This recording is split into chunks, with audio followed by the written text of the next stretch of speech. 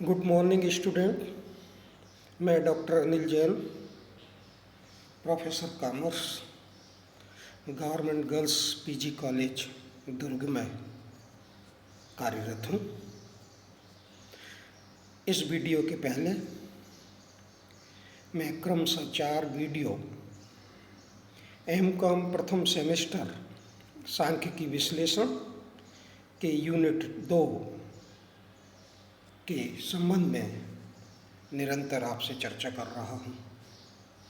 आज इस श्रृंखला का या कहें कि यूनिट 2 का ये आखिरी वीडियो है और इस वीडियो में हम साक्षात्कार और द्वितीय समंकों के स्रोत, interview, sources of secondary data के संबंध में आपसे चर्चा करेंगे।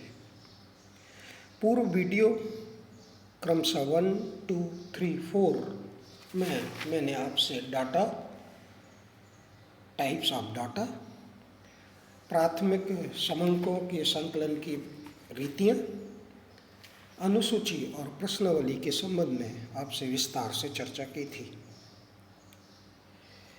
आज हम साक्षात्कार से अपने व्याख्यान को प्रारंभ करेंगे और उसके पश्चात द्वितीय समंकों का संग्रहण अथवा द्वितीय समंकों के स्रोत के बारे में आपसे विस्तार से चर्चा करने का प्रयास करूंगा। जैसा कि आप सभी जानते हैं, साक्षात्कार का अंग्रेजी में इंटरव्यू शब्द से संबोधित करते हैं और एक विद्यार्थी होने के नाते आपको अपने जीवन में, अपने कैरियर में, आपको अपनी नौकरी में या अन्य किसी भी संस्था में कार्य करने के लिए आपको इंटरव्यू से गुजरना होगा।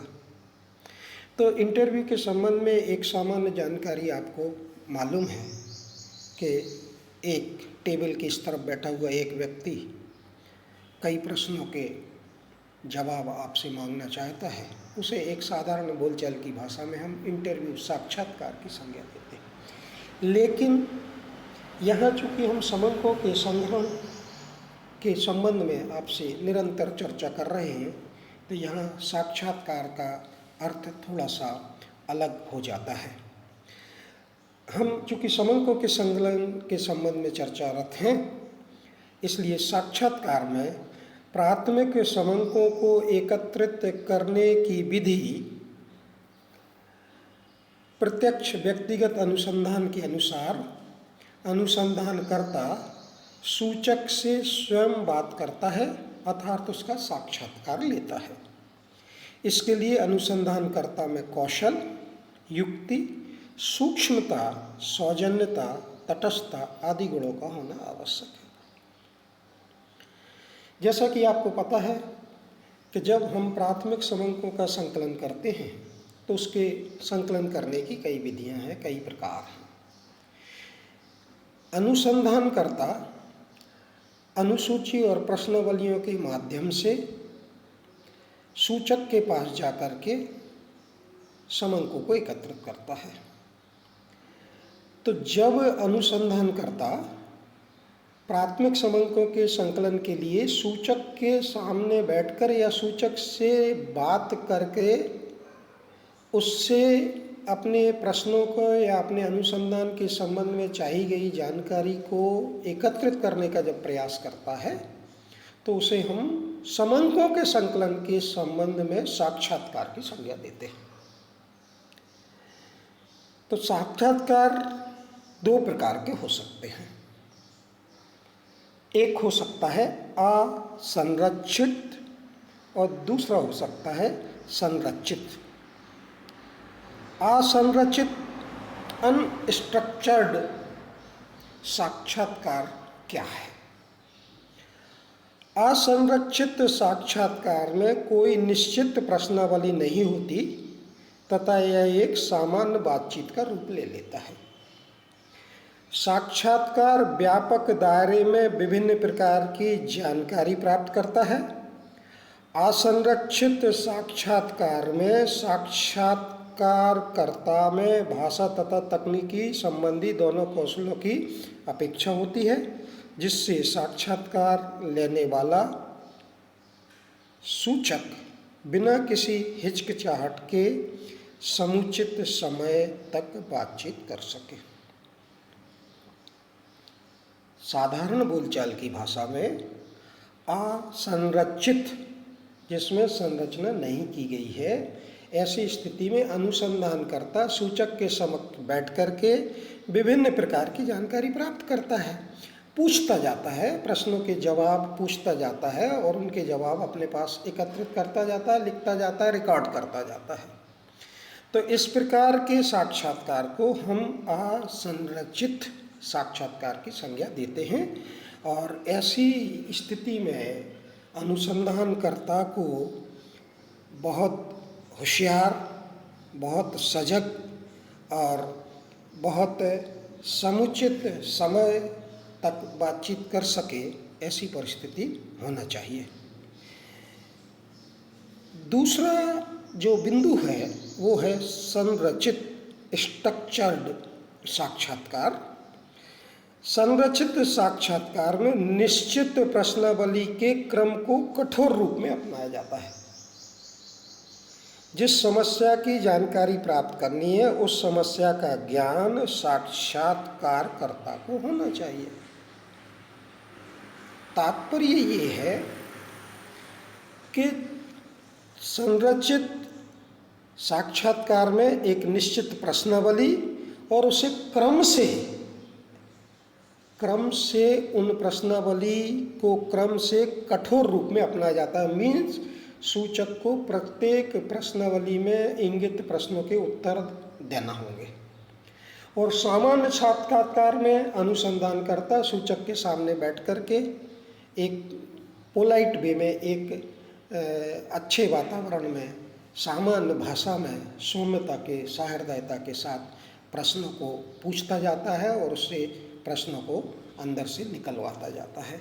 तो ये दोनों प्रकारों में हम फिर से एक बार अंतर यदि स्पष्ट करें तो असंरचित, जिसमें कोई रचना नहीं रची गई, सामान्य तौर पर बात है, और दूसरा है संरचित, जिसमें एक निश्चित प्रश्नावली को कठोर रूप में उसको भरना होता है। ये साधारण सी जानकारी समंकों के संकलन में एक साक्षात्कार के रूप में आपके सामने हमने रखी है, और संभवतः ये साधारण बोलचाल की भाषा के आधार पर आप इस बिंदुओं को या साक्षात्कार के संबंध में आप समझ गए होंगे। मुख्य है द्वितीय समंकों का संग्रहण अथवा द्वितीय समंकों के स्रोत।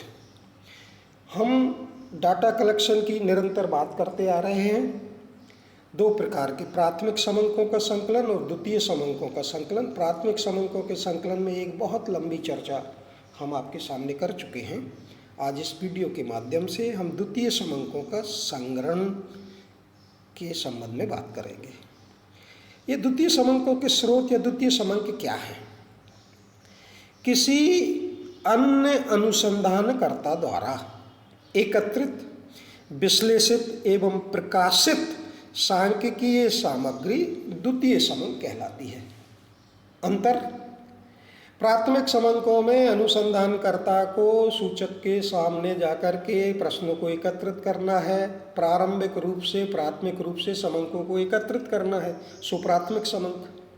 द्वितीय समंक, किसी अन्य अनुसंधानकर्ता ने कभी समंकों को एकत्रित किया होगा, उनका प्रकाशन किया, उनका विश्लेषण किया होगा, किसी रिपोर्ट में उसको छपाया होगा, आप उन समंकों को अपने अनुसंधान में उपयोग करेंगे। तो द्वितीय समंक में कहने का तात्पर्य कि आपने उनको प्राथमिक रूप से एकत्रित नहीं किया है, वह ऑलरेडी आपके सामने थे।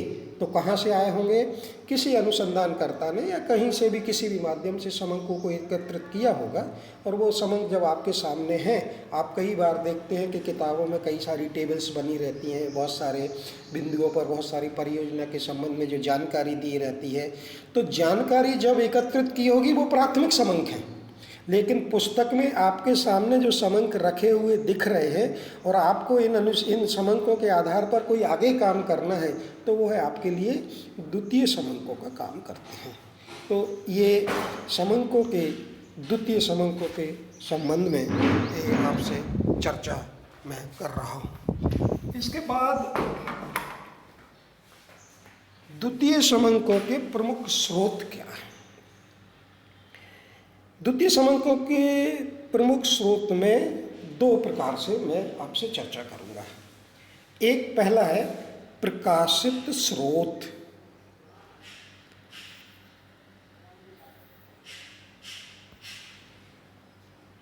प्रकाशित स्रोत और अप्रकाशित स्रोत।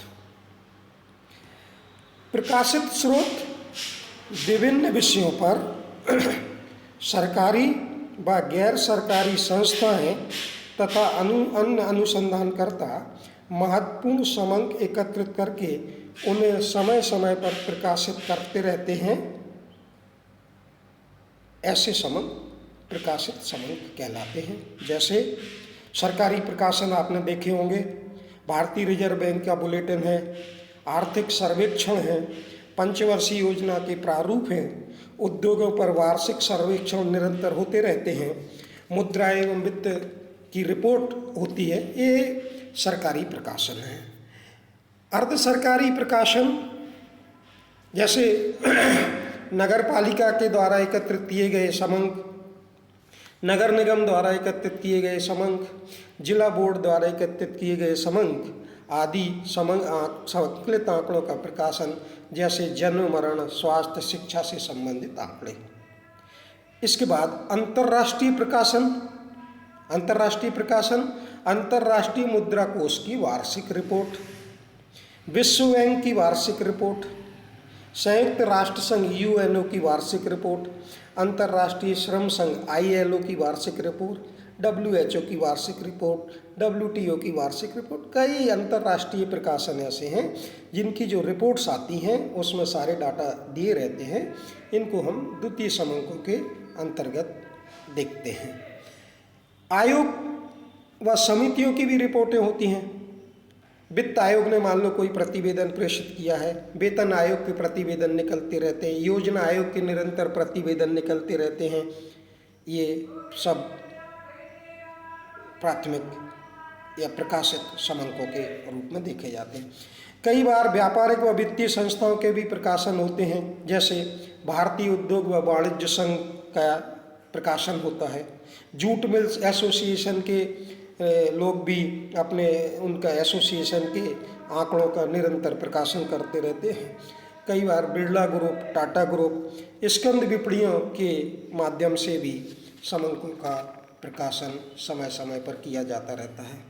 विश्वविद्यालय व शोध संस्थाओं के प्रकाशन होते हैं।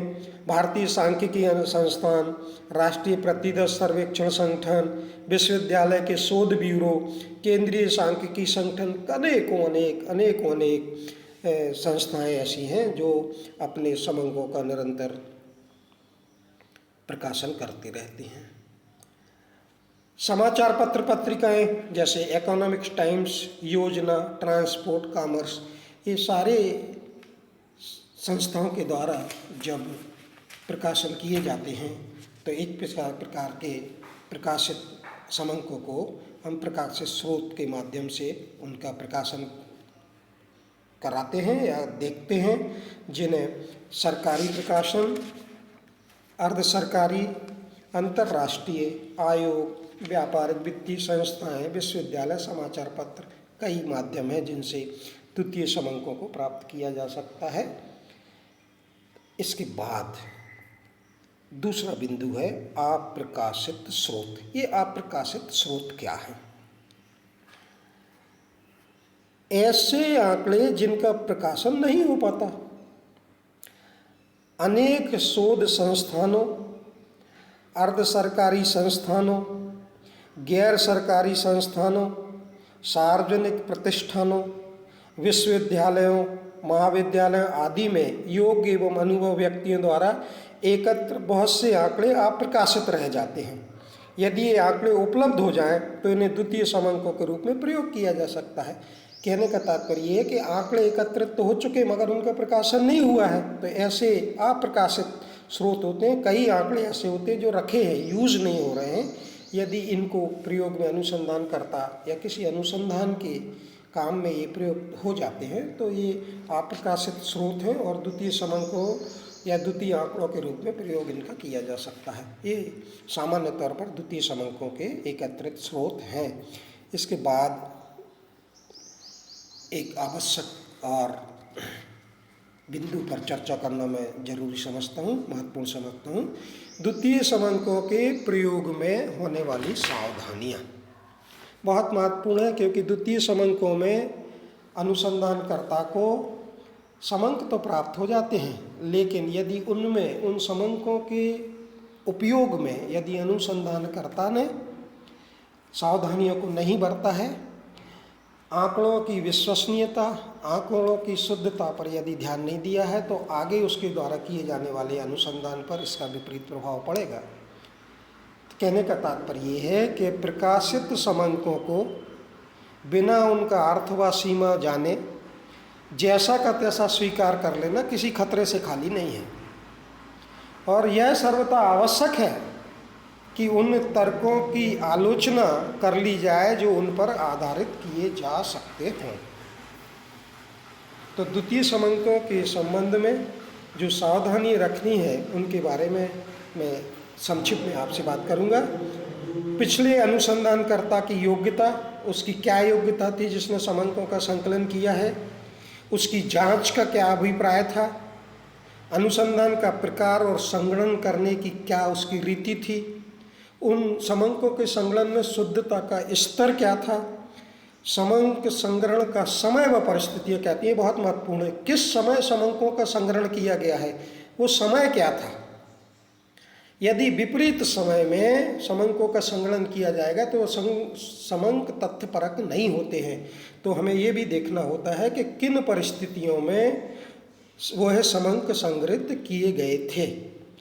अन्य द्वारा संकलन से तुलना, यदि उसी प्रकार के दूसरी रिपोर्ट या दो तरीके से समंकों का संकलन अलग अलग संस्थाओं ने किया है तो उनमें तुलना भी करनी चाहिए और उनकी परीक्षात्मक जांच भी करनी चाहिए, तभी द्वितीय समंकों के प्रयोग में अनुसंधानकर्ता अपने अनुसंधान को प्रभावी बना सकता है। अन्य व्यक्तियों के परिणाम को अपनाना ही हमारी शोध को उचित दिशा देने के लिए पर्याप्त नहीं होता है। हमें सामान्य ज्ञान, दूरदर्शिता का उपयोग करते हुए उनकी गहराई में जाके खोज करनी चाहिए। इस तरीके से ये सांख्यिकी विश्लेषण का यूनिट 2